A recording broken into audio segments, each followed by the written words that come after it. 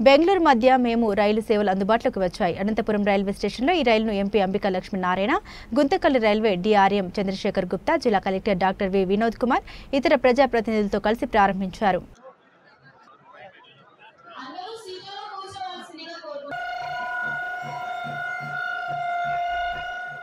ఈరోజు అనంతపురం నగరవాసుల చిరకాల వాంఛించినటువంటి అనంతపురం బెంగళూరు నగరానికి ఈరోజు ఒక మెమో రైలుని ప్రారంభించడం జరిగింది.